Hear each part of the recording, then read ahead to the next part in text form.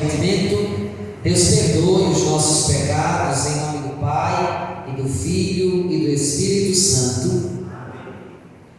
Queridos irmãos e irmãs, hoje nós celebramos com a igreja e com grande alegria a festa de São Bartolomeu Apóstolo, um dos 12 que foi escolhido por Jesus para testemunhar o seu amor entre as nações e para espalhar aos 4 cantos do mundo o seu evangelho de amor e de salvação.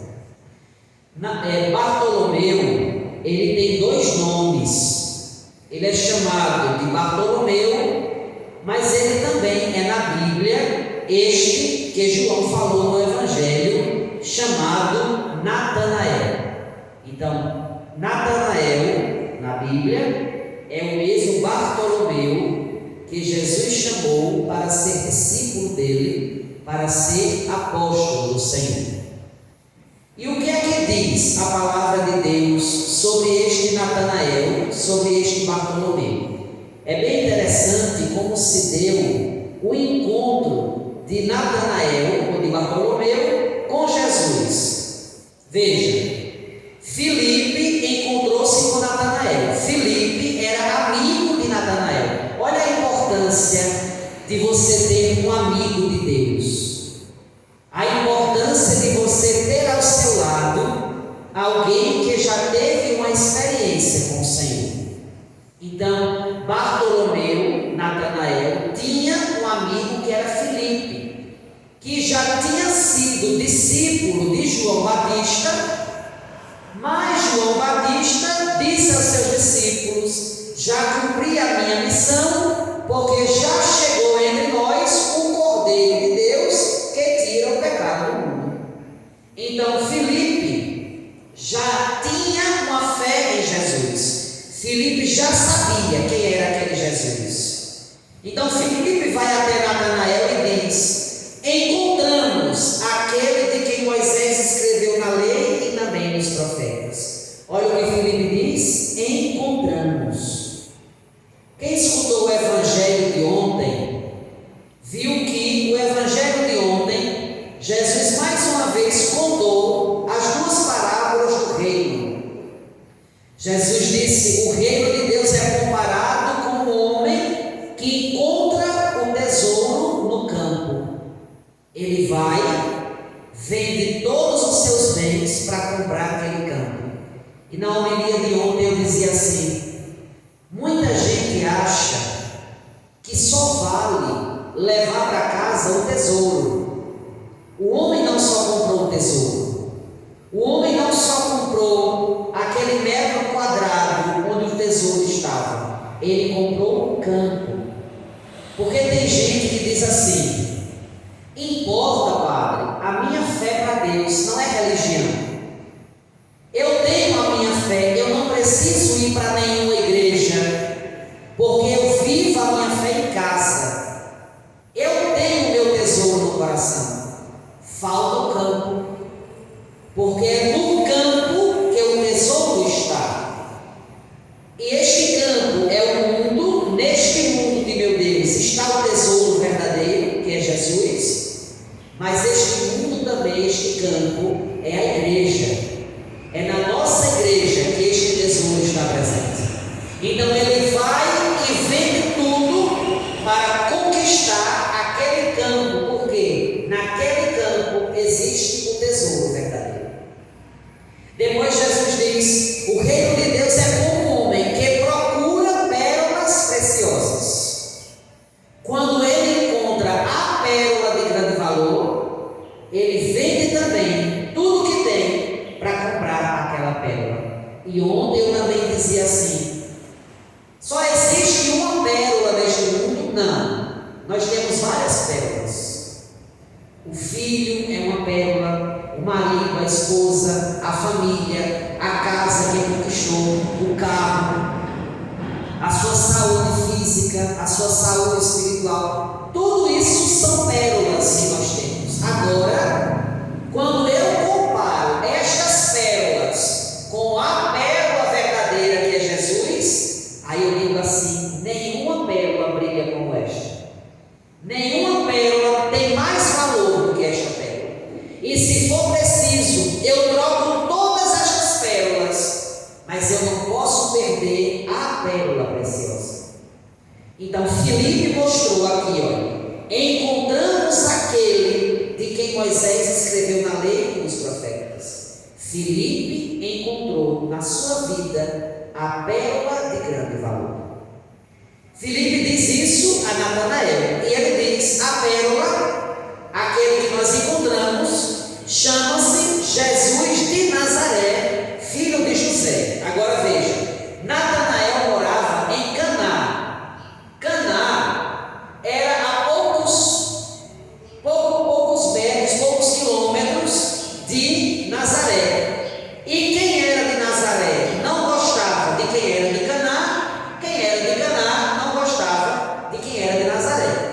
Então Filipe diz: olha, Jesus, o Nazareno, é de Nazaré. Agora veja o que é que Natanael diz: de Nazaré pode sair coisa boa? Quantas vezes nós julgamos o conteúdo pelo frasco? Quantas vezes a gente julga o filho pelo pai? Ah, se o pai não presta, o filho também não presta. Ah, fulano veio daquele lugar, então ele também não presta. Não é assim. Veja, eu não sou obrigado, se meu pai não prestava, se alguém não prestava da minha família, eu não sou obrigado a ser como ele. Porque Jesus escreve na minha vida uma nova história, uma outra história. Então eu não posso pagar por aquilo que alguém fez, ou na minha cidade, ou na minha família. Mas então Natanael, de início, ele é preconceituoso, porque ele achava que todo mundo que morava em Nazaré não prestava. Então, de Nazaré pode sair alguma coisa boa. Então Filipe diz: vem ver. Olha, nós devemos, está vendo, sair de onde nós estamos e ir ver Jesus, ir à procura de Jesus. Vem ver. Então Natanael foi. E aqui é interessante, olha, Natanael foi ver Jesus. Mas antes que Natanael visse Jesus, quem foi que viu ele? Jesus. Está vendo? Antes de Natanael ver Jesus, ele foi para ver, para tirar a prova, para ver se de Nazaré de fato poderia sair alguém que prestasse. Então ele foi tirar a sua curiosidade. Mas quando ele está indo, é os olhos de Jesus quem enxerga primeiro Natanael. Lembram daquela parábola do filho pródigo? O filho diz: vou voltar para casa. E ele vem no caminho decorando, porque ele achava que ia encontrar o pai nos afazeres do sítio, trabalhando em casa. Mas aonde o pai estava? No caminho, esperando o filho. E antes de dizer assim, o filho avistou o pai, o Evangelho diz: o pai avistou o filho. É assim o olhar de Deus. É assim o olhar de Deus também na adoração. Eu penso que é mais importante eu estar olhando para Jesus, mas o primeiro olhar é o de Jesus para nós. Jesus nos olha. E Jesus nos olha por inteiro, como eu já disse a vocês. Jesus olha primeiro o que, Pai? O coração. Jesus enxerga aquilo que está escondido e que ninguém tem acesso. Jesus primeiro enxerga o coração e aí ele julga se aquilo que a pessoa aparenta externamente coincide com aquilo que está dentro dela. Este é o olhar de Jesus. Por isso que em vários evangelhos Jesus olhou para aqueles que se diziam santinhos, que diziam que obedeciam os mandamentos, que já estavam salvos. Jesus olhou para eles e disse: sepulcros caiados, hipócritas, porque vocês dizem, mandam os outros fazerem algo quando vocês mesmos não são capazes de fazer. Vocês dizem, mas não vivem aquilo que pregam. Então por isso que Jesus nos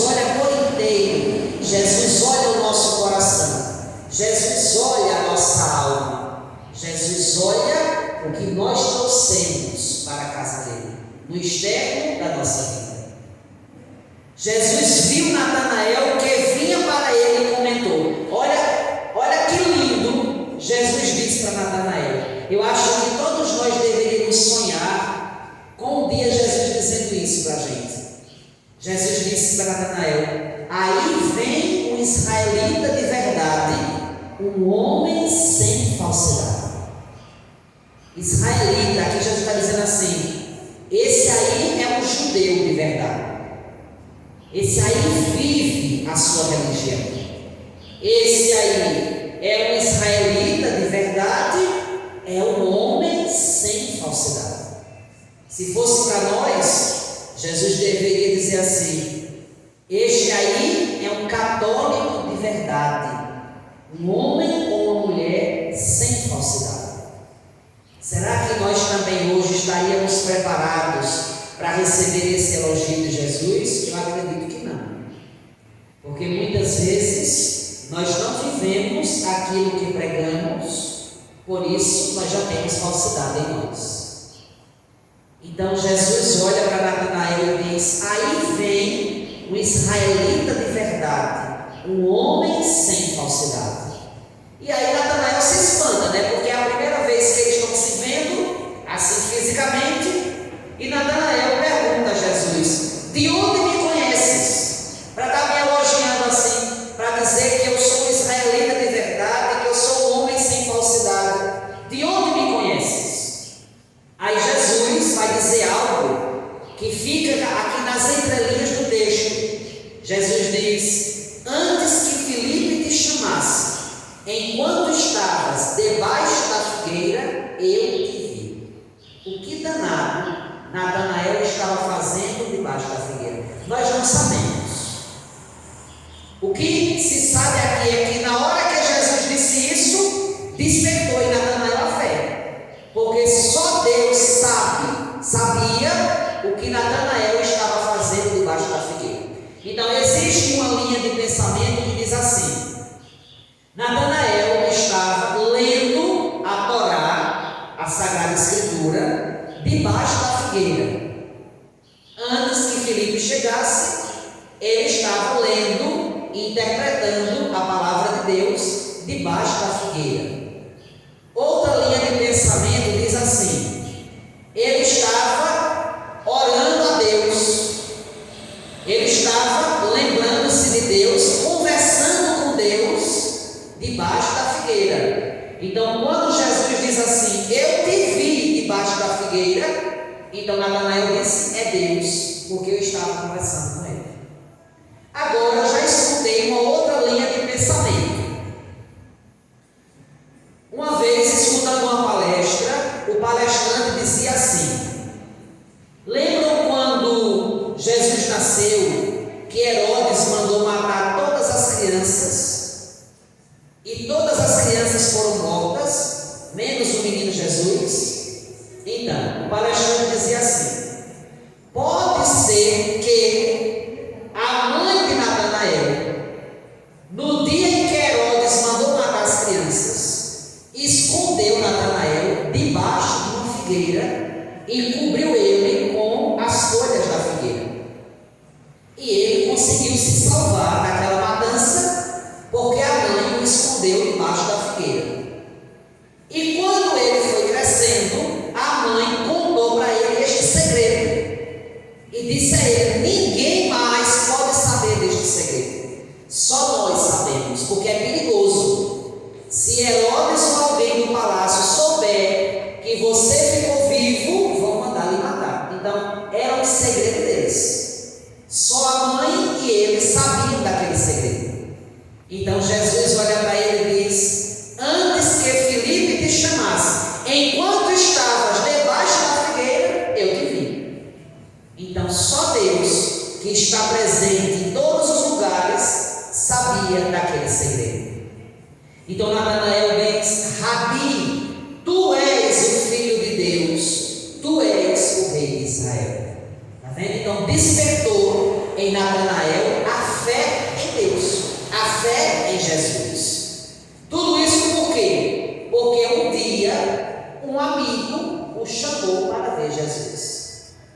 Olha a importância de a gente gente também ser Filipe na vida das pessoas. Filipe foi quem chamou Natanael. Quantas vezes nós já chamamos as pessoas para virem à igreja? Quantas vezes nós já chamamos familiares nossos? Vamos hoje para a missa? Vamos hoje para a adoração? Vamos comigo para a igreja? Então nós também devemos ser Filipe na vida dos nossos amigos. Mas também nós poderemos ser Natanael.